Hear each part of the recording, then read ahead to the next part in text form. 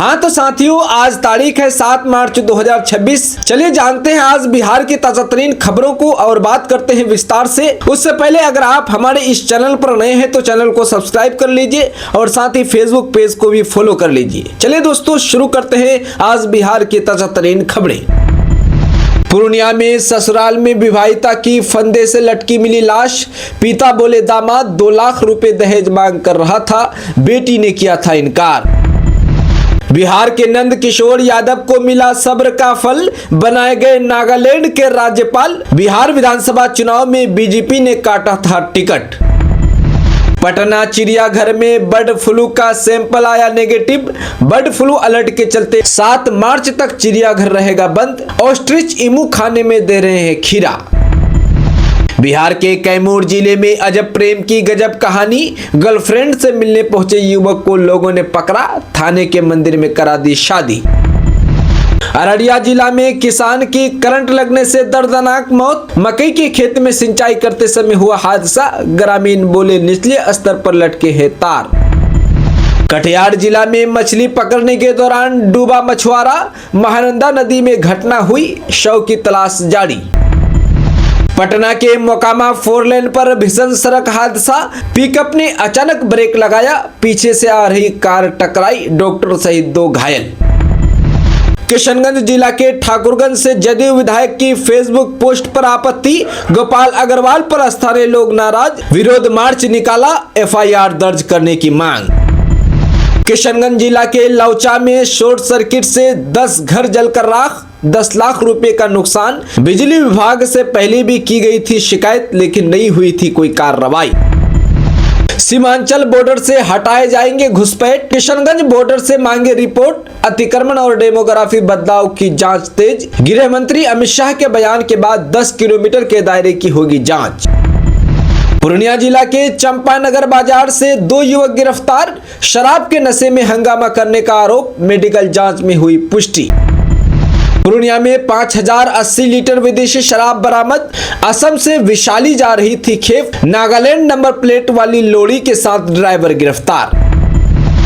Purnia GMCH में 24 घंटे में 130 मरीज एडमिट। 90% पेशेंट सड़क हादसे में घायल, बाकी को फूड प्वाइजनिंग और दूसरी बीमारी।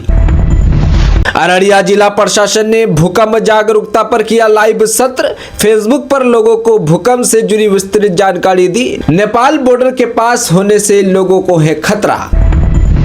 कटिहार के कुर्सेला सामुदायिक स्वास्थ्य केंद्र में अवैध वसूली का आरोप। जहर खाकर बीमार पड़ी महिला का इलाज कराने पहुंचे परिजन बोले अस्पताल के डॉक्टर 5000 रुपए की कर रहे हैं मांग। कटिहार के डंडखोरा में पिस्टल लहराने का वीडियो वायरल। पुलिस ने 2 युवकों को किया गिरफ्तार। देसी तमंचा और मोबाइल भी बरामद। बिहार की राजधानी पटना के कंकरबाग में 3 फ्लैट में चोरी। रिटायर्ड कर्नल डॉक्टर रहते लाखों रुपए कैश और गहने लेकर फरार। CCTV में कैद 3 चोर। होली के बाद बिहटा स्टेशन पर यात्रियों की भीड़। पटना जाने वाली मेमू ट्रेन में बड़ा दबाव। यात्री खड़े खड़े लंबी दूरी तक यात्रा कर रहे हैं। बिहार के मुजफ्फरपुर में RJD विधायक के ड्राइवर की पीट कर हत्या। होली की रात घर के बाहर पड़ा मिला शव। अररिया के पलासी में पैक्स चुनाव। पहले दिन 82 उम्मीदवारों ने भरा नामांकन। प्रखंड की 11 पंचायतों में 18 मार्च को होगा मतदान। खेल प्रेमियों के लिए बड़ी खबर है। बिहार के खगड़िया शहर में बैडमिंटन का 3 दिवसीय महाकुंभ शनिवार से शुरू हो रहा है। 7 से 9 मार्च तक आयोजित होने वाली इस प्रतियोगिता में रैकेट पर शटल कॉर्क की रोमांचक जंग देखने को मिलेगी। खेल प्रेमियों को अनुभवी खिलाड़ियों के शानदार कौशल का प्रदर्शन देखने का मौका मिलेगा। प्रतियोगिता को लेकर खिलाड़ियों और खेल प्रेमियों में खासा उत्साह देखा जा रहा है। JDU विधानमंडल दल की बैठक में विधायकों की पुरजोर मांग पर यह निर्णय लिया गया कि राज्य की सत्ता में इस नए उत्तराधिकार और नीतीश कुमार के केंद्रों की ओर रुख करने से बिहार का राजनीतिक भविष्य एक नए मोड़ पर खड़ा है। निशांत कुमार शनिवार 7 मार्च को औपचारिक रूप से जनता दल यूनाइटेड यानी आज जनता दल यूनाइटेड का हिस्सा बनेंगे। सदस्यता ग्रहण करने के तुरंत बाद वे राज्यव्यापी बिहार यात्रा पर निकलेंगे। JDU के कार्यकारी अध्यक्ष संजय झा और केंद्रीय मंत्री ललन सिंह ने बताया कि निशांत के नाम पर पार्टी के सभी सांसदों और विधायकों ने सर्वसम्मति से अपनी मुहर लगा दी है। यह कदम पार्टी में युवाओं को जोड़ने की रणनीति का हिस्सा माना जा रहा है। मुख्यमंत्री आवास पर हुई बैठक में पार्टी के विधायक और मंत्री उस समय भावुक हो गए जब नीतीश कुमार ने राज्यसभा जाने का ऐलान किया। नेताओं ने कहा कि मुख्यमंत्री के इस फैसले से राज्य की जनता दुखी है। हालांकि सभी ने एक सुर में उनके फैसले का समर्थन करने की बात कही। पार्टी प्रवक्ता नीरज कुमार ने पुष्टि की है कि पूरी पार्टी नीतीश कुमार के हर निर्णय के साथ मजबूती से खड़ी है।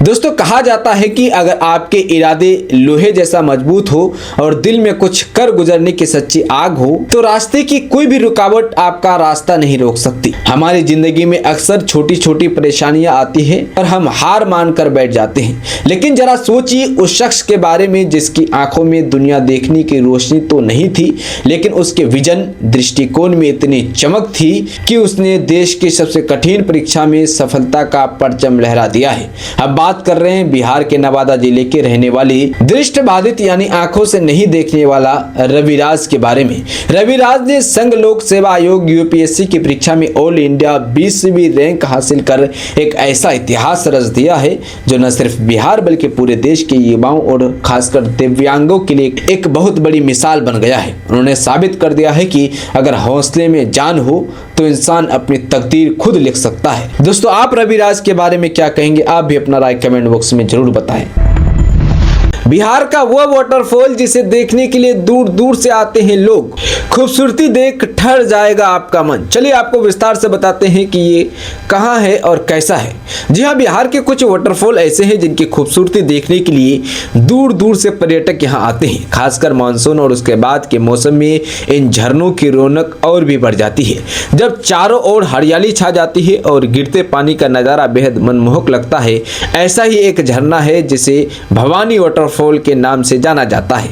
वैसे तो आमतौर पर झरने देखने के लिए लोग हिल स्टेशन की ओर रुख करते हैं, लेकिन बिहार का यह झरना अपने नज़ारे से हर किसी का मन मोह लेता है। इसे देखने के लिए दूर दूर से लोग आते हैं। अगर आप भी यहाँ जाना चाहते हैं तो यह खबर आपके लिए है। जी हाँ, भवानी वाटरफॉल बिहार के रोहतास जिले में स्थित एक खूबसूरत प्राकृतिक झरना है। यह झरना कैमूर पहाड़ियों के बीच घने जंगलों में बसा हुआ है, जिसकी वजह से यहाँ का वातावरण बेहद शांत और नेचुरल लगता है। यह जगह रोहतासगढ़ किले के आसपास के क्षेत्र में पड़ती है और ट्रैकिंग करने वाले लोगों को काफी पसंद आती है। ऊंचाई से गिरती पानी और चारों तरफ फैली हरियाली इस जगह की खूबसूरती को और भी खास बना देती है। खासकर मानसून के मौसम में यह झरना पूरी रफ्तार से बहता है, जिसे देखने के लिए बड़ी संख्या में टूरिस्ट यहाँ पहुँचते हैं। अगर आप भी पहुँचना चाहते हैं तो पहुँच जाइए और अपना खूबसूरती का मजा लीजिए। दोस्तों, बिहार को नया राज्यपाल मिल गया है।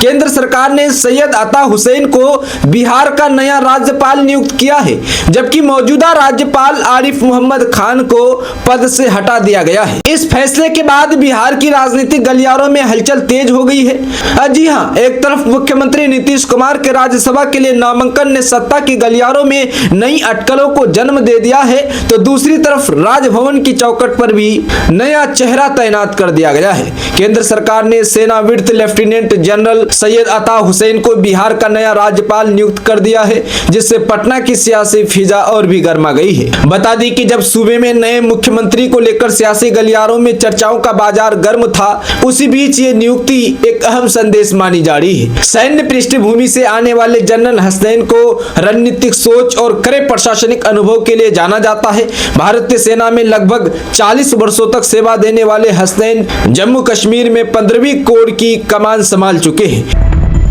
दोस्तों, मुख्यमंत्री आवास एक अन्य मार्ग पर जेडीयू नेताओं की अहम बैठक शुरू हो गई है। बैठक में मुख्यमंत्री नीतीश कुमार को देखते ही विधायक और नेता भावुक हो गए। जैसे ही नीतीश कुमार बैठक कक्ष में पहुंचे, वहां मौजूद सभी नेताओं ने खड़े होकर उनका अभिवादन किया। इस दौरान मुख्यमंत्री ने भी हाथ जोड़कर सभी नेताओं का अभिवादन किया। बताया जाता है कि माहौल काफी भावुक हो गया और कई नेता अपनी भावनाएं छिपा नहीं सके। दरअसल नीतीश कुमार के राज्यसभा के लिए नामांकन दाखिल करते ही बिहार की सियासत में हलचल मची है। नीतीश कुमार के राज्यसभा जाने को लेकर जेडीयू के कई नेता भावुक हुए और अपनी प्रतिक्रियाएं दी। सीएम आवास पर हुई बैठक के दौरान मुख्यमंत्री नीतीश कुमार ने कहा कि मैं राज्यसभा जा रहा हूं, आप लोगों को कोई दिक्कत नहीं होगा। हम बिहार भी रहेंगे, सब काम होते रहेगा, कोई चिंता मत कीजिए। नीतीश कुमार ने कहा कि बिहार के विकास के लिए खूब काम कीजिए, खूब अच्छा होगा। बिहार का विकास हम कितना किए हैं और होगा। दोस्तों, बिहार में चपरासी भर्ती 2026 का एडमिट कार्ड आज यानी 5 मार्च को जारी कर दिया है। बिहार सिविल कोर्ट 15 मार्च को चपरासी परीक्षा आयोजित करेगा। परीक्षा में शामिल होने के लिए पंजीकृत उम्मीदवार आज यानी 5 मार्च को अपना एडमिट कार्ड डाउनलोड कर सकते हैं। एडमिट कार्ड आज किसी भी समय जारी होने की उम्मीद है। आप 6 मार्च, 7 मार्च, 8 मार्च को अपना किसी भी टाइम एडमिट कार्ड डाउनलोड कर सकते हैं। एडमिट कार्ड आधिकारिक वेबसाइट पर डाउनलोड के लिए उपलब्ध होगा। उम्मीदवारों को सलाह दी जाती है कि एडमिट कार्ड डाउनलोड करने के लिए अपने लॉगिन क्रेडेंशियल तैयार रखें। बिहार सिविल कोर्ट 15 मार्च को चपरासी परीक्षा आयोजित करेगा। इस भर्ती परीक्षा के माध्यम से 1673 चपरासी पदों को भरा जाएगा। चयनित उम्मीदवारों को 18,000 से 56,900 प्रति माह तक का आवेदन मिलेगा। बिहार में 10 मार्च से बदलेगा मौसम, 40 किलोमीटर की रफ्तार से चलेगी हवा, बारिश का अलर्ट। जी आपको बता दें कि राज्य का मौसम पछुआ के कारण शुष्क बना रहेगा। ज्यादातर भागों में मौसम गर्म होने के साथ तापमान में उतार चढ़ाव की स्थिति बनी रहेगी। मौसम विज्ञान केंद्र पटना के अनुसार 24 घंटे के दौरान अधिकतम तापमान में 1 से 3 डिग्री सेल्सियस की वृद्धि के आसार है। पछुआ के कारण सुबह शाम हल्की ठंड का प्रभाव बने रहने के साथ कुछ स्थानों पर हवा की गति 30 किलोमीटर प्रति घंटा रहने का पूर्वानुमान है। मौसम विभाग के अनुसार 4 दिनों के बाद मौसम करवट लेगा।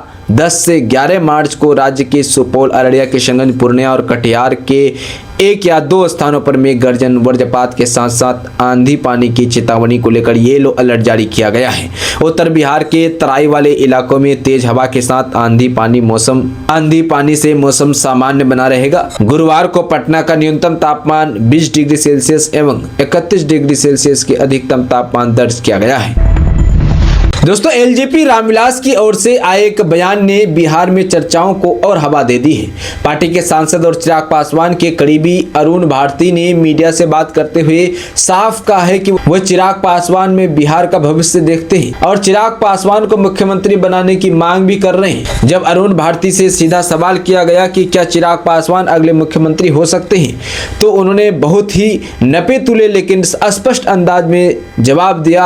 अरुण भारती ने कहा कि यह फैसला गठबंधन के अंदर बड़े नेता मिल बैठकर करेंगे, लेकिन अगर मेरी निजी राय पूछे तो मैं चिराग पासवान को बिहार के एक बड़े नेता और प्रदेश के मुख्यमंत्री के रूप में देखना चाहता हूं। हालांकि उन्होंने इसे अपना निजी विचार बताया, लेकिन राजनीतिक जानकारों का मानना है कि एलजेपी ने अपनी दावेदारी पेश कर दी है। अब देखना यह होगा कि क्या बीजेपी इस पर भी कभी राजी होगी। दोस्तों, बिहार के पूर्व राज्यपाल आरिफ मोहम्मद खान ने 2 जनवरी 2025 को बिहार के राज्यपाल पद की शपथ ली थी। वे बिहार के 42वें राज्यपाल थे। उन्होंने राजेंद्र विश्वनाथ अर्लेकर की जगह ली थी। वे एक वर्ष 2 माह 3 दिन यानी 428 दिन बिहार के राज्यपाल रहे। आरिफ मोहम्मद खान के कार्यकाल में विश्वविद्यालयों में शैक्षणिक और परीक्षा सत्र को नियमित करने के लिए कड़े निर्देश जारी किए गए। बिहार में महज 14 माह के उनके संक्षिप्त कार्यकाल की वजह से कोई बड़ी उल्लेखनीय उपलब्धि उनके खाते में दर्ज नहीं दिखती। अलबत्ता केरल के उनके विवादित कार्यकाल की तुलना में यहाँ किसी प्रकार का कोई विवाद भी नहीं हुआ। सत्ता और विपक्ष दोनों के साथ एक बेहतर तालमेल वे बनाकर चले। पद संभालने के बाद से ही सभी दलों के प्रमुखों के साथ मुलाकात से उन्होंने इसकी शुरुआत कर दी थी। राज्यपाल के तौर पर अक्सर कार्यक्रमों में वे केरल की सांस्कृतिक और ऐतिहासिक पर खूब चर्चा करते थे। साथ ही बिहार के गौरवशाली इतिहास और समृद्ध संस्कृति का भी खूब बखान अपने संबोधन में करते थे। वे महाभारत और रामचरितमानस की चौपाइयों के साथ उदाहरण देते थे। लेकिन अब राज्यपाल बदल दिए गए हैं और अब उनकी छुट्टी हो गई है। दोस्तों, किशनगंज जिले के गलगलिया क्षेत्र में भारत नेपाल सीमा पर सुरक्षा बलों और स्थानीय पुलिस ने नशा तस्करी के खिलाफ बड़ी कार्रवाई की है। सशस्त्र सीमा बल एसएसबी की 41वीं वाहिनी की भात गांव बीओपी की विशेष गश्ती दल और गलगलिया थानाध्यक्ष राकेश कुमार के नेतृत्व में हुई संयुक्त कार्रवाई में 52 ग्राम ब्राउन शुगर के साथ एक तस्कर को गिरफ्तार कर लिया गया है। गिरफ्तार तस्कर की पहचान 28 वर्षीय दीपक शर्मा पुत्र गुलटन शर्मा के रूप में हुई है। गुप्त सूचना के आधार पर की गई इस कार्रवाई में दीपक शर्मा को मोटरसाइकिल से गांव-गांव तक ब्राउन शुगर पहुंचाते हुए पकड़ा गया। पूछताछ के दौरान आरोपी ने स्वीकार किया है कि यह मादक पदार्थ भारत के भीतर ही अवैध रूप से वितरित किया जा रहा था, न कि नेपाल से वितरित किया गया था, न कि नेपाल से आयात किया गया था।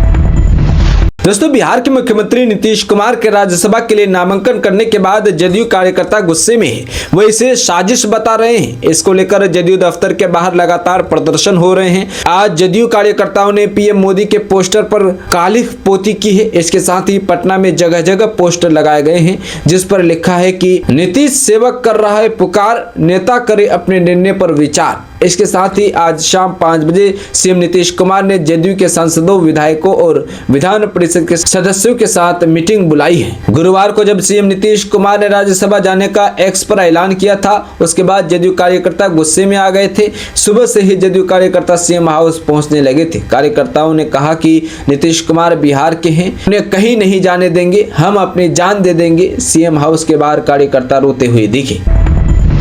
दोस्तों, पूर्व केंद्रीय मंत्री और कभी नीतीश कुमार के करीबी रहे आरसीपी सिंह ने पीएम नरेंद्र मोदी से बड़ी अपील की है।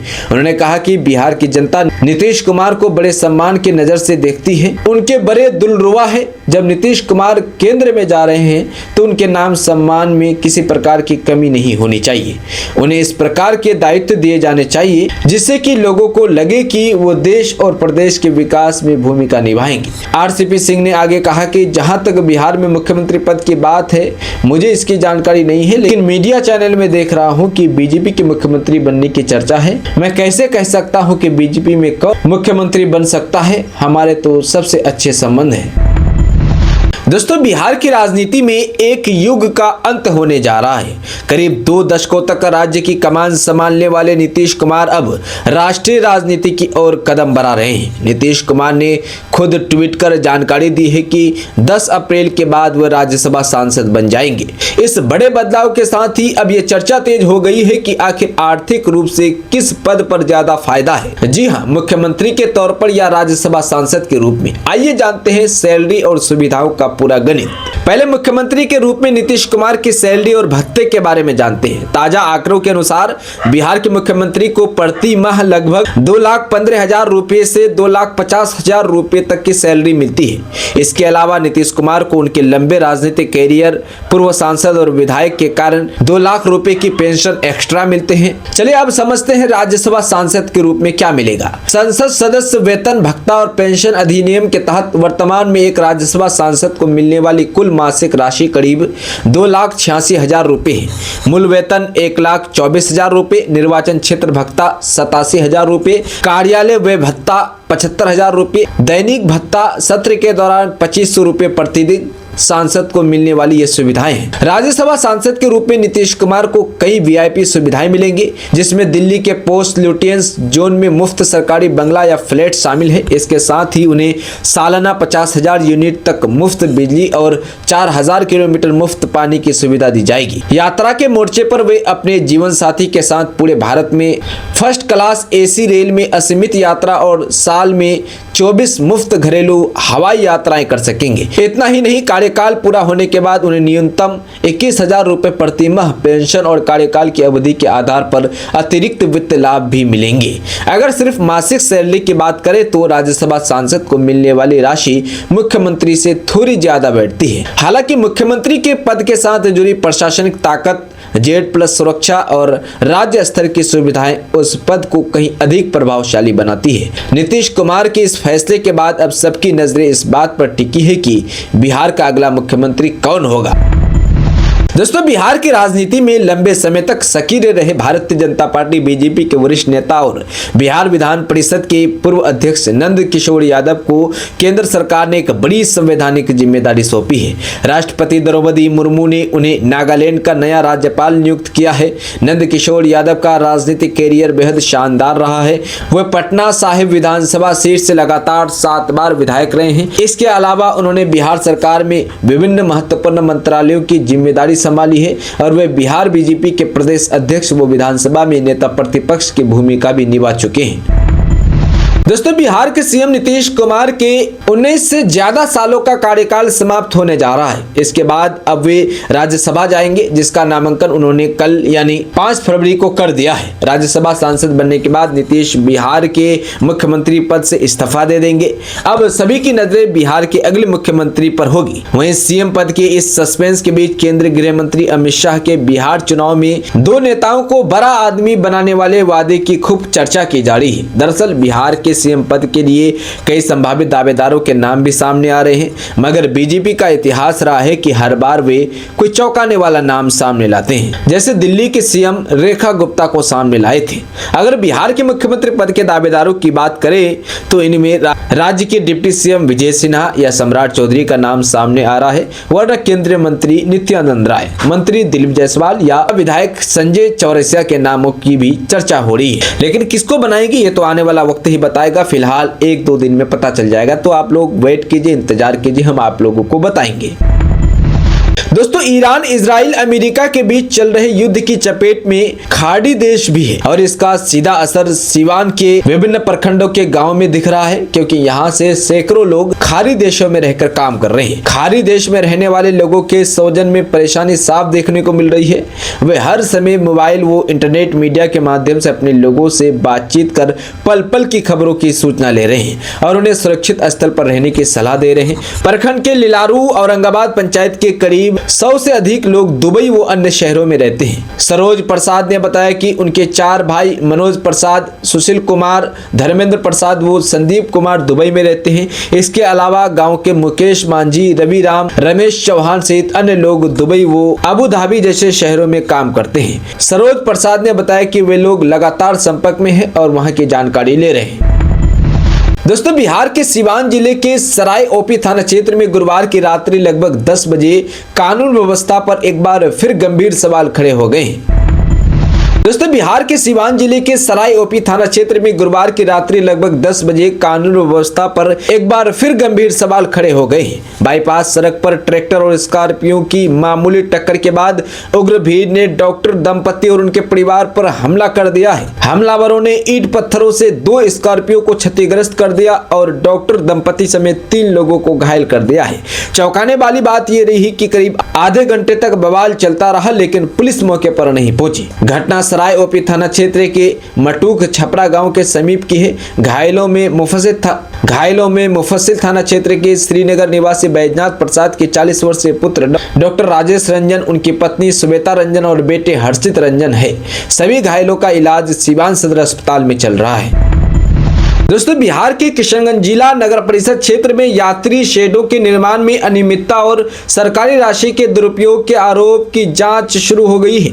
जिलाधिकारी डीएम ने इस मामले की पड़ताल के लिए 2 सदस्यीय टीम गठित की है। टीम में सहायक कोषागार पदाधिकारी नौशाद आलम और स्थानीय क्षेत्र अभियंत्रण विभाग के सहायक अभियंता शामिल हैं। हालांकि नगर परिषद किशनगंज के कार्यपालक अभियंता प्रवीण कुमार ने सभी आरोपों को बेबुनियाद बताया है। ये शिकायत रुईधसा किशनगंज निवासी संसद आबद ने की है। उन्होंने आरोप लगाया है कि एक यात्री शेड के निर्माण पर 13,98,300 रुपए खर्च दिखाए गए हैं, जबकि इसकी वास्तविक लागत 3 से 4 लाख रुपए के बीच होनी चाहिए थी।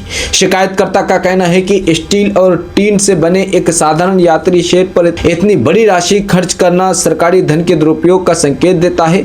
आबद ने इस संबंध में प्रधान सचिव नगर विकास एवं आवास विभाग, बिहार सरकार, आयुक्त और जिला पदाधिकारी किशनगंज को लिखित आवेदन देकर जांच की मांग की है।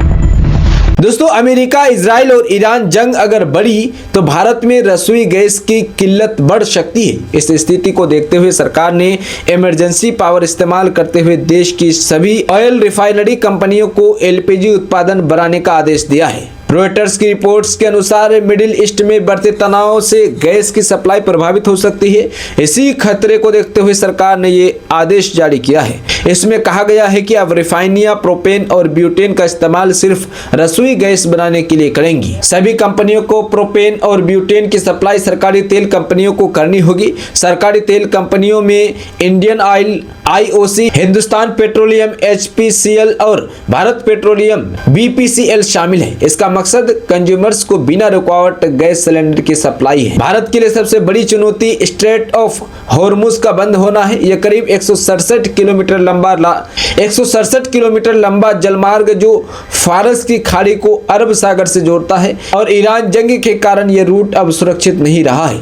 खतरे को देखते हुए कोई भी तेल टैंकर वहां से नहीं गुजर रहा है। दुनिया के कुल पेट्रोलियम का 20% हिस्सा यहीं से गुजरता है। सऊदी अरब, इराक और कुवैत जैसे देश में भी अपने निर्यात के लिए इसी पर निर्भर है। भारत अपनी जरूरत का 50% कच्चा तेल, 54% LNG इसी रास्ते से मंगाता है। ईरान खुद इसी रूट से एक्सपोर्ट भी करता है। दोस्तों, बिहार के पश्चिम चंपारण जिले के नरकटियागंज की बेटी अपूर्वा वर्मा ने एक बार फिर साबित कर दिया है कि बड़े सपने सिर्फ बड़े शहरों के नहीं होते। संघ लोक सेवा आयोग UPSC की परीक्षा में अपूर्वा ने देश भर में 42वां रैंक हासिल किया है। इस उपलब्धि के साथ उन्होंने IAS बनने का अपना सपना साकार कर लिया है। इसकी सफलता से नरकटियागंज शहर ही नहीं पूरे जिले में खुशी और गर्व का माहौल है। लोग इसे इलाके के लिए बड़ी उपलब्धि मान रहे हैं। अपूर्वा वर्मा की सफलता की कहानी मेहनत, धैर्य और संकल्प की मिसाल है। उन्होंने पहले भी UPSC परीक्षा में सफलता हासिल की थी। वर्ष 2022 में उनका चयन भारतीय पुलिस सेवा IPS में हुआ था। वर्तमान में वह दिल्ली में ACP के पद पर कार्यरत थी। हालांकि उनका लक्ष्य IAS बनना था। इसी लक्ष्य को ध्यान में रखते हुए उन्होंने नौकरी के साथ साथ पढ़ाई जारी रखी। लगातार मेहनत और लगन के बाद उन्होंने इस बार UPSC परीक्षा में 42वीं रैंक हासिल कर अपना सपना पूरा कर लिया है। जनता ने आपको बहुमत दिया, दिल्ली नहीं जाने देंगे। हाथ में पोस्टर लिए भूख हड़ताल पर बैठा जदयू का बुजुर्ग कार्यकर्ता। जी आपको बता दें कि जदयू कार्यकर्ता अमरेंद्र दास त्रिलोकी ने कहा कि यह सुनकर कि नीतीश कुमार केंद्र में जा सकते हैं, हमें बहुत दुख हुआ। 2005 से पहले बिहार में कानून व्यवस्था की कमी और अशांति थी। 2005 में पद संभालने के बाद से नीतीश कुमार ने हर क्षेत्र में विकास का काम किया। अच्छा शासन स्थापित किया गया और लोगों को न्याय मिला। शिक्षा, स्वास्थ्य, रोजगार, साफ पीने का पानी और महिला सशक्तिकरण में प्रगति हुई। त्रिलोकी ने आगे कहा कि बिहार में आज अनेकों योजनाएं चल रही है जिससे यहाँ की जनता खुशहाल है। आज बिहार में उतनी गरीबी नहीं है जितनी देश के अन्य राज्यों में है। राज्य में 20 घंटे से अधिक समय तक बिजली रहती है। पहले घर घर में लालटेन का मोमबत्ती जलाई जाती थी, लेकिन आज के दौर में ये सब चीजें किसी के भी घर में नहीं मिलेंगी क्योंकि लगातार बिजली आने के कारण उनकी जरूरत नहीं पड़ती है।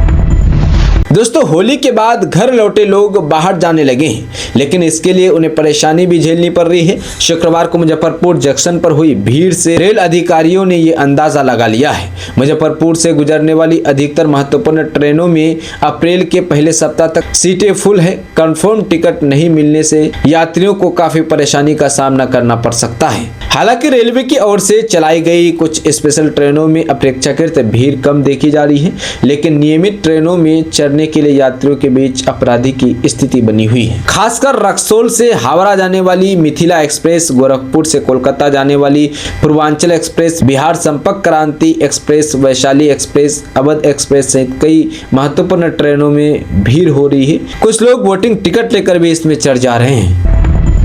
दोस्तों, बिहार पुलिस की सुरक्षा व्यवस्था को और अधिक मजबूत बनाने की दिशा में डॉग स्क्वाड का तेजी से विस्तार किया जा रहा है। हाल ही में विशेष रूप से प्रशिक्षित 30 नए डॉग्स को इस दस्त में शामिल किया गया है, जिसके बाद अब राज्य में कुल प्रशिक्षित डॉग्स की संख्या बढ़कर 96 हो गई है। पुलिस मुख्यालय के अनुसार इस स्क्वाड में स्वीकृत पदों की संख्या 200 है। फिलहाल 96 प्रशिक्षित डॉग्स विभिन्न महत्वपूर्ण जिम्मेदारियों का निर्वहन कर रहे हैं। आने वाले साल में इस संख्या को और बढ़ाने की योजना बनाई गई है। इसके तहत जून जुलाई में 50 नए डॉग्स की खरीद की प्रक्रिया पूरी की जाएगी। इन डॉग्स को विशेष प्रशिक्षण देने के बाद अगले साल डॉग दस्ते में शामिल कर लिया जाएगा। बिहार पुलिस का डॉग स्क्वाड CID के अधीन कार्य करता है और राज्य में सुरक्षा, जांच तथा VIP प्रोटोकॉल जैसे संवेदनशील कार्यों में इनकी भूमिका बेहद अहम होती है। दोस्तों, बिहार में स्कूली शिक्षा के क्षेत्र में बेटियां उड़ान भर रही है। मैट्रिक और इंटरमीडिएट की पढ़ाई में लड़कों को पीछे छोड़ चुकी बेटियों का दबदबा अब सरकारी विद्यालयों में शिक्षण कार्य में भी बेटियों की हिस्सेदारी बढ़ गई है। स्कूली शिक्षा प्राप्त करने में लड़कियां लड़कों से आगे निकल चुकी है। शिक्षा विभाग की रिपोर्ट में ये बात सामने आई है कि बिहार बोर्ड ने यह रिपोर्ट शिक्षा विभाग को सौंपी है। रिपोर्ट के आंकड़े के मुताबिक मैट्रिक एवं इंटरमीडिएट की पढ़ाई में संख्या के लिहाज से लड़कियों ने लड़कों को पीछे छोड़ दिया है।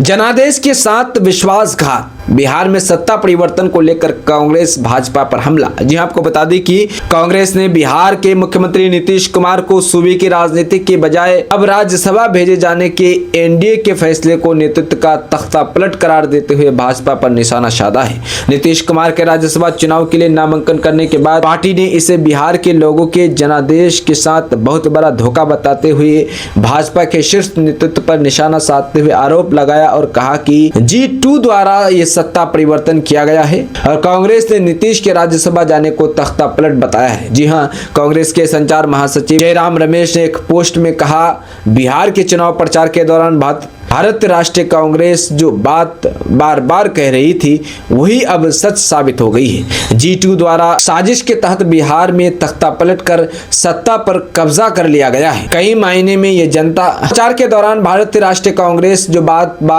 जी हां, कांग्रेस के संचार महासचिव जयराम रमेश ने एक पोस्ट में कहा, बिहार के चुनाव प्रचार के दौरान भारतीय राष्ट्रीय कांग्रेस जो बात बार बार कह रही थी वही अब सच साबित हो गई है। G2 द्वारा रची गई साजिश के तहत बिहार में तख्ता पलटकर सत्ता पर कब्जा कर लिया गया है। कई मायने में ये जनता के जनादेश के साथ बड़ा विश्वासघात है। जयराम ने कहा कि नीतीश के राज्यसभा में जाने के साथ ही भाजपा अपना मुख्यमंत्री बनाएगी और धीरे धीरे जेडीयू को निकल जाएगी। प्रदेश कांग्रेस के नेता भी हाईकमान के सुर में सुर मिलाते हुए नीतीश की विदाई के बाद सूबे में कांग्रेस के लिए भविष्य की उम्मीद जगने की संभावनाएं देखते नजर आए हैं।